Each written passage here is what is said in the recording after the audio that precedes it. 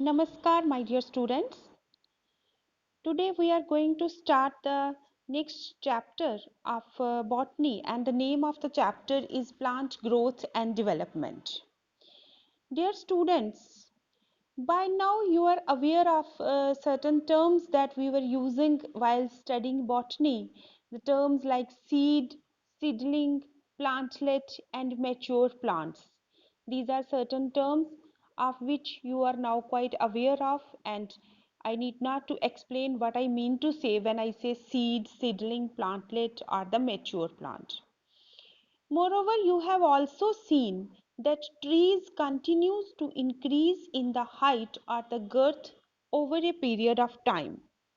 Now, unlike animals, plants typically continue to grow throughout their lives.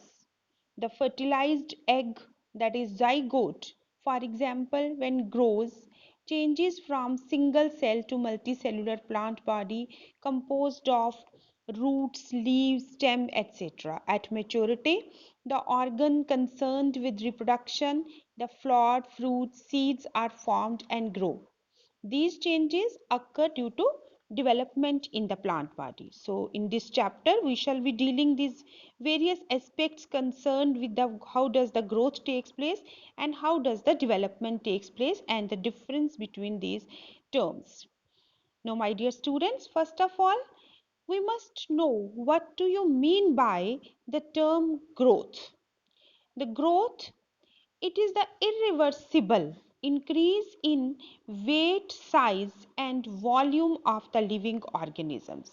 Growth is irreversible increase. That is, once the growth has occurred, it cannot be reversed.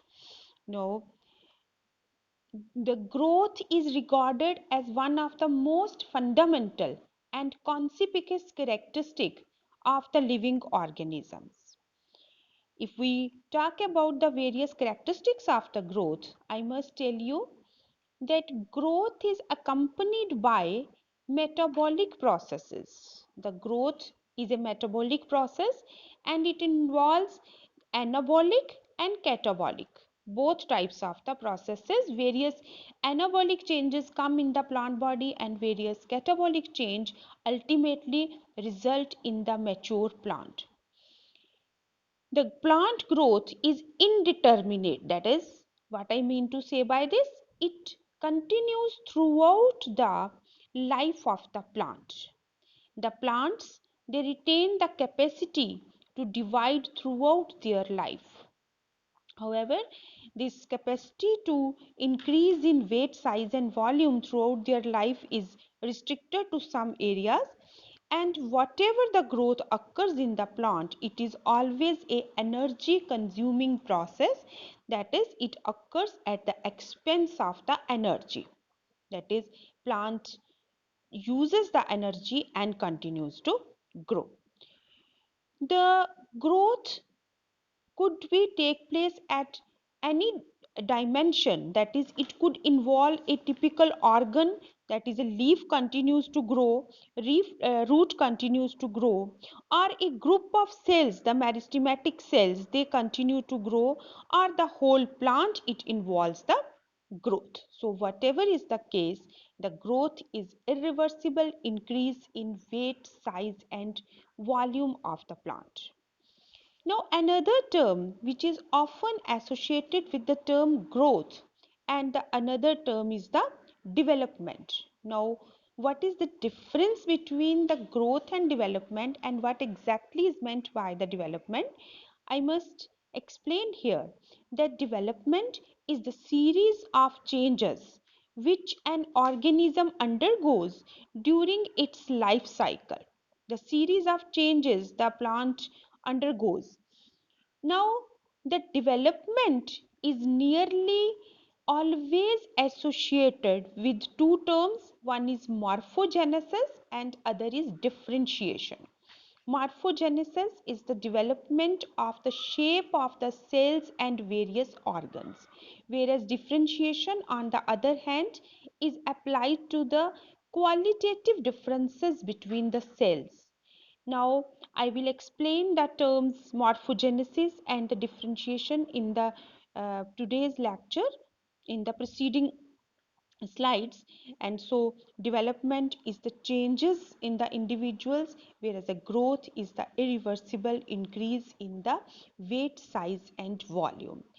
Actually, a comprehensive term would be the permanent and irreversible change in the size of the cell or the whole organism, usually accompanied by increase in the dry weight, is called as the growth.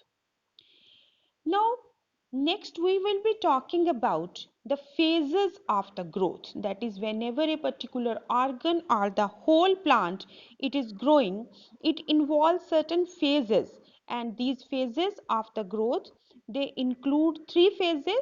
First is the cell division, then is the cell enlargement, and third is the cell maturation. We shall be explaining these three terms one by one with the help of this diagram.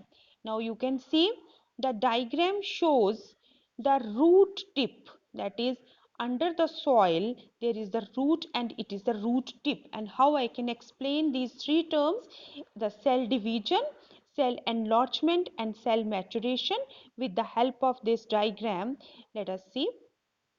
The period of the growth, it is generally divided into three phases, namely meristematic, elongation and maturation. That is, the first, we can see this root tip and we can understand what I mean to say.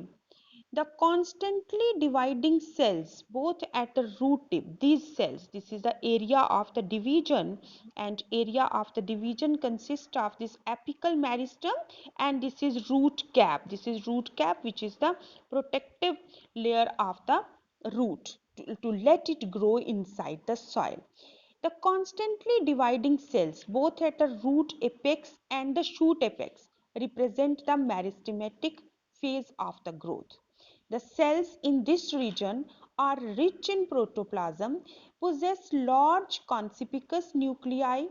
Their cell walls are primary in nature, thin and cellulosic, with abundant plasmodesmatal connections. Now, I hope that you understand these terms, the plasmodesmatal connections, the connections between the two adjoining cells. The proximal cell. Now the proximal cell, which is just next away from the tip to the meristematic zone. This area is called as the meristematic zone, and the cell that represents the phase of elongation, that is where the zone meristematic zone ends, there starts the zone of elongation. That is, this is meristematic zone, and the cells just next to the meristematic zone, these are representing the area of elongation. Now, area of elongation, it shows certain characteristics. Increased vacuolization, the cells contain the big vacuoles. The cell enlargement and new cell walls deposition are the characteristics of the cells in this phase. Now, after the this cell enlargement, this vacuolization actually occurs by the absorption of water.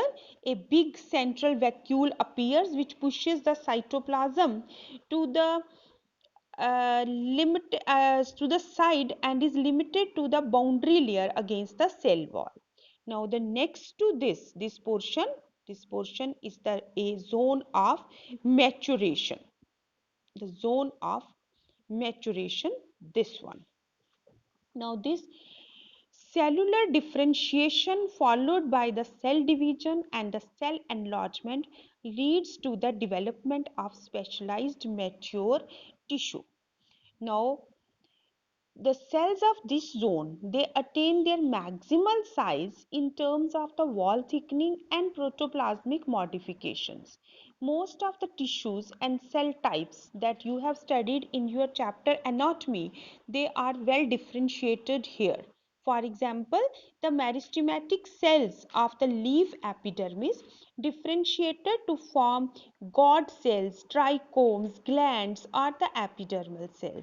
The differentiation and maturation of various kinds of the cells depend on the number of internal, external, nutritional, genetic and hormonal factors. So the area of maturation represents the cells which have got differentiated, they have lost the power of division and are now engaged in some other function. So these are the three uh, areas are the phases of the growth, that the cell, first the cell divides, then it enlarges by vacuolization and then gets differentiated. So these are the three areas are the phases of the growth which occurs, and then the plant continues to grow. So after you have understood the phases of the growth, I shall be talking about a very important term, and this is growth rate. Actually, the growth of the organism or the part of the organism is expressed in the term of growth rate, which actually means increase in growth per unit time. Now, increase in the growth per unit time, for example, increase in the number of cells per unit time, or increase in the weight of the organism per unit time, etc. Whatever the case may be. Thus, growth rate of an organism may be expressed in two ways. One is arithmetic and the other is geometric growth curves. And because organism or the part of the organism can produce the cells in variety of ways. The growth rate shows the increase, that may be arithmetic, and first I will be starting with the arithmetic growth and I will explain my concepts with the help of these two curves. The arithmetic growth, which is shown by this graph. The arithmetic growth following mitotic divisions of the cells, or when one cell divides into two cells, only one cell continues to grow further, whereas the other one differentiates and matures and engages itself in some other function. The simplest expression of the arithmetic growth is exemplified by the root elongating at a constant rate. As you can see in this figure, what is represented on plotting the length of the organ against time. This is the height of the plant or the length of the root, and this is the time. If we plot this graph, we obtain a linear curve. In case of arithmetic growth, this is linear curve, a straight line curve, and this is represented by this arithmetic growth is represented by LT is equal to L0 plus RT. This can be represented like this: LT is equal to L0 plus plus RT, where LT is the length at the time t, L0 is the length at the time 0, and R is the growth rate or the elongation per unit time. Now let us talk about the geometric growth system. In this system, in most systems, the initial growth is slow, that is, which is called as the lag phase. In most of the organism, what happens, the initial growth is bit slow, and this is represented by the lag phase. Now the lag phase, and it increases rapidly thereafter at an exponential rate. Exponential rate means to increase in 4 into 16 like this, and all the daughter cells, they are capable of further growing. Here both progeny cells following mitotic divisions retain the ability to divide and continue to do so. However, with limited nutrient supply, because always the law of limiting factor that comes into operation, and what happens, any one of the limiting factor comes into force, and with the limited nutrient supply, the growth slows down and leads to the stationary phase. Now what I have explained to you in this figure, that first the growth is slow, which is called as the lag phase. When the after the lag phase, there is the exponential growth, very fast growth, because each cell is capable of dividing. But because the uh, environmental factors, they become limiting, a temperature, nutrition supply, space, or any other factor, and then the growth becomes stationary. As a result of which, if we plot the parameters of growth against time like this, the parameters of growth and time, if we plot, what we get a typical sigmoid or the S curve. You can see the shape of the curve is like a S. Now this curve is called as the sigmoid curve or the S curve. A sigmoid curve is a characteristic of the living organisms growing in natural environment. It is typical for all the cells, tissues, and organs of the plant. The exponential growth, if it is represented by like this geometric growth, this is W1 is equal to W0 e raised to power RT, where W1 is the final size, whether it is in terms of weight, height, number, whatever the characteristic of the growth we are considering, W1 represents the final size, and W0 represents the initial size, that is size at the beginning when we started to measure the growth. R is the growth rate, T is the time of the growth, and E the base of the natural logarithm. Here R is the relative growth rate and is also the measure of the ability of the plant to produce new plant material, referred to as efficiency index. Hence the final size W1 depends on the initial size W0. If you have understood, and as a result of geometric growth we get this sigmoid growth, whereas in the arithmetic growth we get this linear curve. So these are the different rates of the growth. Depending upon the rates of the growth we get these curves, and these are the conditions. Now if you have understood this rate of the growth, I will be making you aware of a new concept, and that is the plasticity. Now what is this plasticity? Actually, I have talked to you that development is the process that includes the whole series of changes that an organism goes during its life cycle, and the term development is also applied in the case of development of specific tissue.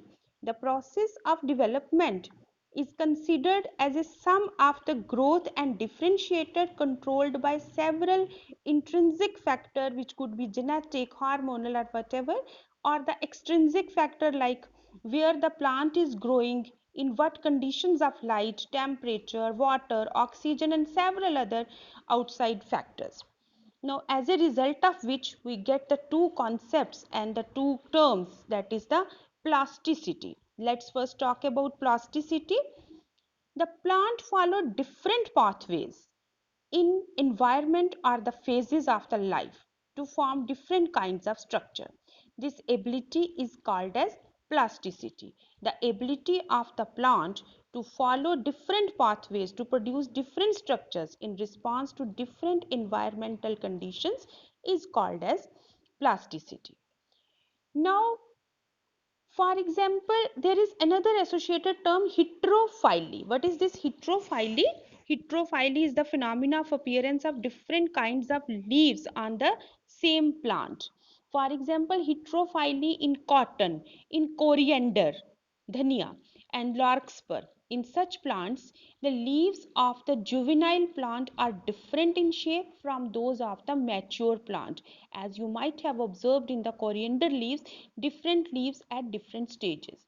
On the other hand, difference in the shape of the leaves produced in air and those produced in water in buttercup also represents the heterophilous development due to different environmental condition, one in aquatic and one in the air. This phenomena of showing the heterophyly as an exchange of as an example is called as the plasticity, and typical example is the heterophyly. Now, these two terms are very important to be discussed while we talk about the uh, growth and development of the plants. You can see the heterophyly in larkspur as well as in coriander, and this is a heterophyly in case of buttercup, which grows like this, that some of the parts of its body are under the water where the leaf shapes gets different, and some are outside water where the leaf is different, and that is the plasticity or the heterophyly. Now I will talk about some various terms in the development of the plant and the growth of the plant, and these are differentiation, de-differentiation and redifferentiation. We shall be talking about these terms one by one. The cells derived from the root apical and the root apical meristems and the cambium, they differentiate and mature to form specific function. That is when they cease to divide and are engaged in some other function. This act leading to the maturation is called as differentiation. During differentiation, the cell undergoes few to major structural changes both in their cell walls and protoplasm. For example, to form a tertiary element, the cells would lose their protoplasm because it has to engage it in some other function and must get evolved, get modified like that. They are also develop a very strong elastic lignocellulosic secondary walls to carry water to long distances even under extreme tension.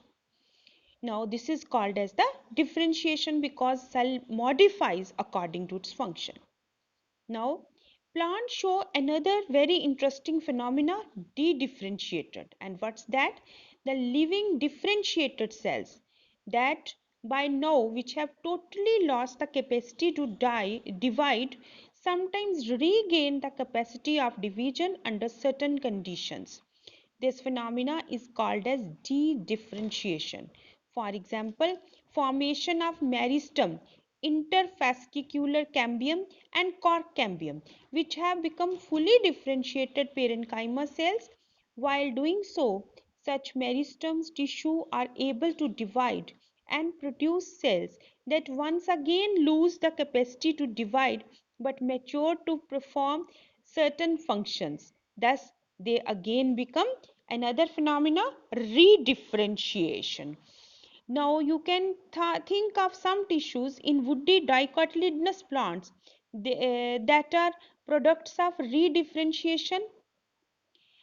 So these are the three things that you must remember, that plants while undergoing the various phases of growth and development, if it is capable of division right from the beginning, it is called as meristematic cell. If it loses the capacity to divide, it is called as the differentiated cell. And then sometimes, for example, during secondary growth, if it again gets the capacity, regains the capacity to divide, it is called as de-differentiation. And again losing the capacity, the de-differentiated cell when lose the capacity of division and become mature to form some specific function, that is called as redifferentiation. Here I have used another term, and that is regeneration. And what is that term? Formation of entire plant from cultured explant or via callus indirectly is called as regeneration. Now what is this term? That nowadays, due to advanced biotechnological advancements, we have made it possible to regenerate the whole plant by taking the few tissue or the cells of the mature plant in vitro condition under laboratory conditions, and that phenomena of growing the full-fledged plant or some portions of the plant under laboratory conditions by exploiting the concept of totipotency, that is capacity of any cell to form the complete plant, that phenomena is called as regeneration indirectly. So these are the various terms and various phenomena that we have discussed about growth and development. But one fact which remains to be understood in this chapter is that The plants, they show various phases during the development of or the growth of their body, and those developments and the growth, when it is occurring, it shows various series of changes which we can discuss like this. By with the help of this diagram, we can discuss the sequence of developmental processes in the plant cells. First of all, meristematic cell is there, which undergoes cell division because it is the cell which has the capacity to divide. It shows plasmatic growth. The cells get differentiated because there occurs the phase of cell elongation, maturation, and mature cell are formed. And then another phenomena, that is when the cell starts to cease the activity, is called as the senescence, and ultimately leads to the death of the plant.